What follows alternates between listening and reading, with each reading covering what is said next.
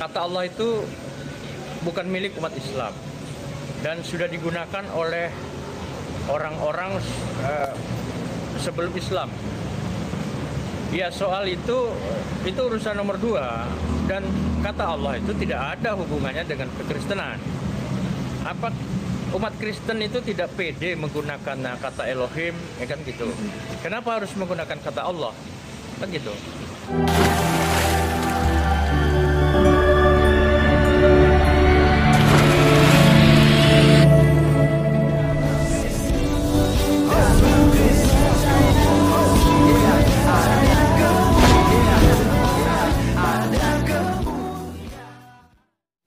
Bismillah Nabi wal ibni wal ruhil kudus ilahu wahid.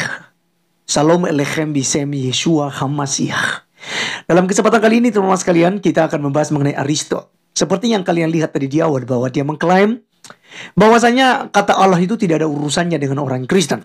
Ya, dan kemudian teman-teman, kemarin tuh kita udah bahas bagaimana mereka punya strategi untuk menggugat Lembaga Alkitab Indonesia. Dan sebelumnya Aristo itu menutupi hal itu. Bahkan dia bilang ini tidak perlu kami ungkap ke media sosial karena ini masih bersifat rahasia ya.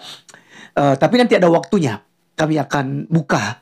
Nah, teman-teman sekalian, belum lama pun udah ketahuan. Ternyata memang tujuan mereka ke Lembaga Alkitab Indonesia pada waktu itu adalah untuk menggugat ya orang-orang LAI supaya tidak menggunakan kata Allah. Tetapi kan nihil ya. Tidak ada hasil teman-teman sekalian. Menachem Ali bilang kita pencuri. Padahal pencuri dia. Dari namanya saja udah mencuri. Iya kan? Jadi sekarang kita dengarkan dulu Aristo. Dan teman-teman sekalian simak baik-baik. Ternyata memang Aristo mengungkapkan. Dia bilang itu tidak perlu disembunyikan lagi. Dan itulah tujuan mereka. Ya, untuk datang ke Lembaga Alkitab Indonesia. Kita saksikan videonya yang ada berikut ini. Respon dari Pil Pahit, dia katakan bahwa kata Allah itu bukan milik umat Islam dan sudah digunakan oleh orang-orang sebelum Islam. Ya, soal itu urusan nomor 2, dan kata Allah itu tidak ada hubungannya dengan kekristenan. Apa umat Kristen itu tidak pede menggunakan kata Elohim, ya kan gitu. Kenapa harus menggunakan kata Allah? Kan gitu. Dan nggak ada yang perlu disembunyikan gitu. Sampaikan aja bahwa kami kedatangan ke sana ingin menggugat Lembaga Alkitab Indonesia. Apa yang perlu ditakutkan gitu?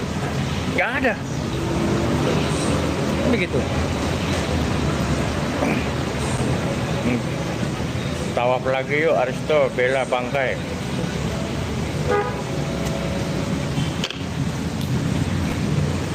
Kalau saya, Profesor Menachem Ali, dan Ustadz Kenama, kami datang ke LAI.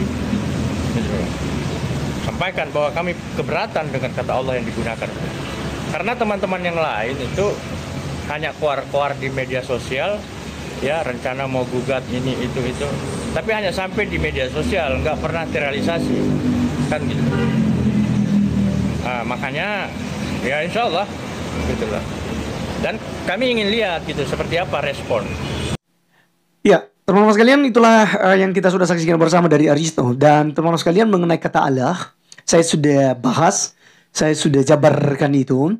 Ada prasasti-prasasti yang ditemukan, ya.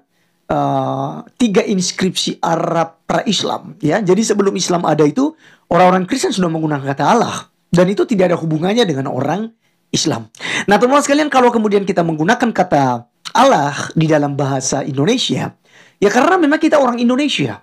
Dan kita tidak pernah memahami kata Allah itu sebagai proper name. Tapi itulah generic name. Karena itu diterjemahkan daripada Elohim. Dan Elohim itu bukan nama. Nah, kalau Aristo bilang tadi kenapa kemudian tidak pede orang-orang Kristen menggunakan kata Elohim. Bukan masalah tidak pedenya. Ya. Kami itu tidak harus menggunakan bahasa asli kok. Alkitab kami bahasa Ibrani, bahasa Yunani diterjemahkan. Bahkan bahasa asli saja. Orang-orang Israel saja kan tidak menyebutkan Yahweh. Tapi mereka selalu menyebutnya Hasem ataupun Adonai. Itu. Jadi apa masalahnya? Ketika ada penggunaan kata Allah. Toh juga itu bukan menyindir Islam. dan itu bukan milik Islam. Nah teman-teman sekalian, saya sudah bahas ini, oleh karenanya saya langsung mengajak kita untuk menonton penjelasan saya berikut ini. Dan itulah narasi yang dibangun oleh Menachem Ali dan mengajak umat Islam supaya memang punya kerjasama, dan ya mereka pengen seperti di Malaysia. Tapi mungkin Menachem Ali ini tidak ikuti informasi begitu ya. Di Malaysia orang-orang Kristen sekarang sudah bisa menggunakan kata Allah yang memang berabad-abad ya. Itu orang Kristen di sana tidak boleh menggunakan kata Allah. Kenapa? Karena itu diklaim hanya milik Islam. Tetapi teman-teman sekalian, di tahun 2020-2021 orang-orang Kristen yang di Malaysia itu mereka menang di pengadilan. Mereka berhasil untuk membungkam ya mulut para ulama seperti Menachem Ali ini yang mengklaim kata Allah adalah milik mereka. Jadi teman-teman sekalian, pada akhirnya apa? Pemerintah Malaysia mengizinkan orang-orang Kristen menggunakan kata Allah dalam Alkitab, dan orang Islam tidak boleh mengklaim bahwa itu adalah milik mereka. Karena mereka agama belakangan teman-teman sekalian. Mereka kan agama abad ke-7. Bagaimana mungkin kemudian orang Kristen yang mencuri kata Allah? Nah ini yang pakai logika harusnya kan gitu. Katanya beragama pakai logika, tapi nggak ngerti sejarah. Ya, kata Allah itu orang-orang Kristen Arab telah dulu menggunakan itu. Bahkan dulu ya, penggunaan kata Allah ini teman-teman sekalian, itu beberapa kalangan, bukan hanya orang-orang Kristen. Yang penyembah berhala pun mereka menggunakan kata Allah itu. Nah kalau kemudian nama Allah itu atau sebutan Allah itu dijadikan sebagai proper name oleh umat Islam, lalu bagaimana dengan kata Allah yang digunakan oleh agama pagan, penyembah berhala pada waktu itu? Iya kan? Mereka juga panggil nama Tuhan yang mereka itu adalah apa, Allah gitu ya. Kalau di bahasa Arab kan bacanya ya Allah, Ilahu. Nah teman-teman sekalian, saya akan menunjukkan ada 3 inskripsi ya, 3 inskripsi Kristen Arab ya pra-Islam. Bagaimana kemudian hal ini telah digunakan ya oleh orang-orang Kristen. Ya, namun sebelumnya saya menunjukkan prasasti ini, saya berkomentar sedikit lagi tentang kata Allah. Teman-teman, kata Allah yang tertulis di dalam Alkitab juga kata Tuhan itu tidak pernah merujuk kepada proper name, tapi itu generic name. Ya, kenapa generic name? Karena memang orang Israel itu tidak menyebutkan ya nama Tuhan Yahweh itu dengan sembarangan. Makanya mereka menggunakannya Adonai ataupun Hasem untuk memanggil nama Tuhan pencipta langit dan bumi. Nah, Lembaga Alkitab Indonesia menerjemahkan kata Elohim itu yaitu Allah ke bahasa Indonesia. Karena kita menggunakan bahasa Indonesia teman-teman sekalian. Dan Alkitab orang Kristen sebelum KBBI pun, mungkin Anda yang merujuk kepada KBBI, tapi sebelum KBBI di tahun 1988 itu Alkitab sudah ada di tahun 1954 yang berbahasa Melayu pada waktu itu, kental dengan bahasa Melayunya. Dan di situ sudah ada penggunaan kata Allah. Gitu. Dan kata Allah itu diterjemahkan dari Elohim. Kata Tuhan itu diterjemahkan daripada Adonai. Ya. Jadi ini yang dipakai oleh Lembaga Alkitab Indonesia. Dan aman-aman saja bertahun-tahun begitu. Tapi ya mungkin Menachem Ali punya cara sendiri gitu ya. Nah ini langsung saja teman-teman sekalian saya akan buktikan kepada kita. Itu ada 3 inskripsi Kristen Arab pra-Islam ya, yang disebut dengan prasasti Nabatean Al-Jimal. Dan kita melihat yang pertama itu adalah prasasti Al-Jimal, itu ditemukan pada tahun 265 sebelum Masehi. Ya, berasal dari zaman Nabatean akhir dan menunjukkan tanda-tanda keaksara Arab. Ya, kemudian artinya ya tulisan seperti yang kalian lihat ini belum menyerupai, bahkan banyak orang Islam yang tidak bisa membaca bahasa ini. Ya, karena ini masih belum mirip dengan bahasa Arab yang sekarang.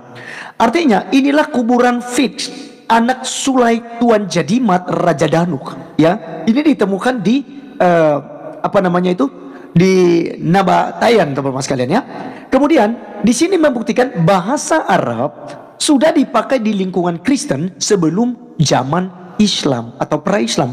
Jadi ini bukti-bukti teman-teman sekalian Bahkan kita melihat teman-teman sekalian ya, ada prasasti Al-Jimal II, ya, prasasti Al-Jimal kedua pada abad ke-6, dan ini tentu sebelum Islam juga, ya. Dalam prasasti Al-Jimal yang kedua ini, huruf-hurufnya sudah mirip dengan huruf Arab sekarang.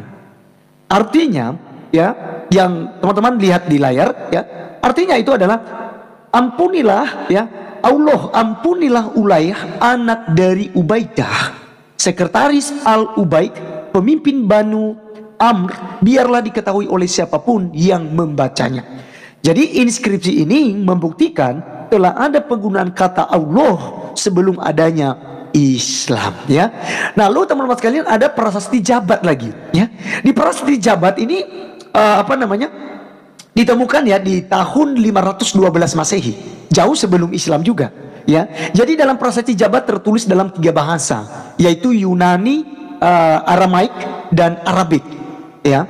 Dan di sini kita melihat ada kalimat di sini, teman-teman bisa perhatikan, ya. Saya tidak tahu teman-teman Muslim bisa membaca, saya juga tidak bisa membaca, tetapi ini sudah diterjemahkan oleh arkeolog, ya, para ilmuwan, ya. Di sini katakan kalimat bahasa Arab dalam inskripsi tersebut dimulai dengan ucapan Bis al-Ilah. Lengkapnya adalah berikut: Bis al-Ilah Sergius bar Amat Manaf Wahani bar Mar al-Qais Sergius bar Said Wasir wa Surai, yang berarti dengan nama Allah atau Allah, Sergius putra Amat, Manaf dan Hani putra Mar al-Qais, Sergius putra Said dan Sir dan Surai, ya. Jadi teman-teman sekalian, kita melihat di sini bahwa ternyata penggunaan kata Allah sebelum Islam muncul, ya, di Arab, lahirnya yang nantinya dibawa oleh Nabi Muhammad, orang-orang Kristen sudah menggunakan kata Allah. Dan orang Kristen tidak pernah memaknai bahwa kata Allah itu adalah proper name, tetapi inilah generic name. Ya, sebenarnya itu mengalami perkembangan, teman sekalian. Jadi di tanah Kanaan, ketika orang Israel datang ke tanah Kanaan, yang disebut Palestina saat ini dan Israel, itu kan mereka menyembah yang tak terkalahkan, yang terkuat itu adalah Il atau El. Nah, sehingga orang-orang Israel pada waktu itu mereka tidak mempertahankan penerjemahan Alkitab ke bahasa Ibrani dan Yunani, pun tidak dipertahankan kata YHWH atau Yahweh, tetapi diganti dengan apa? Adonai atau Elohim. Lalu diambil dari asal kata mana? Dari kata El, ya, Eloah, ilah. Ya, sehingga ketika masuk ke Kristen di Arab, mereka menyebutnya Allah, dan itu tidak merujuk kepada proper name, karena nama Tuhan pencipta langit dan bumi adalah Yod He Waw He, yang kita kenal sebagai Yahweh, ya. Kita bacanya sebutnya Yahweh. Nah, jadi teman-teman sekalian, dengan 3 inskripsi ini membuktikan bahwa, ya, Menachem Ali, ya, betapa bodohnya sebagai seorang profesor yang tidak mengerti sejarah sama sekali, ya. Jadi teman-teman sekalian, apalagi Ustaz Ahmad Kainama yang ngarang-ngarang kan gitu, ya. Ya, saya tidak bahas dia lagi teman-teman sekalian, tapi sedikit saja ya, karena dia itu lulusan STT Jakarta, lulusan S2-nya di Belanda, lulusan S3-nya di Haifa Israel, lulusan S4-nya itu di Vatikan Roma, tapi tidak ada satupun ijazah, tidak ada satupun sertifikat yang bisa menunjukkan bahwa dia sudah kuliah. Ya, tapi itulah guru maha besar dari si Aristo, ya, begitu ya teman-teman sekalian. Baik, jadi demikianlah teman-teman sekalian penjelasan kita. Jadi silakan, mereka mau protes ke Lembaga Alkitab Indonesia, silakan, ya. Saya akan tepuk tangan buat mereka karena mereka berani, ya, menggugat Lembaga Alkitab Indonesia. Ya.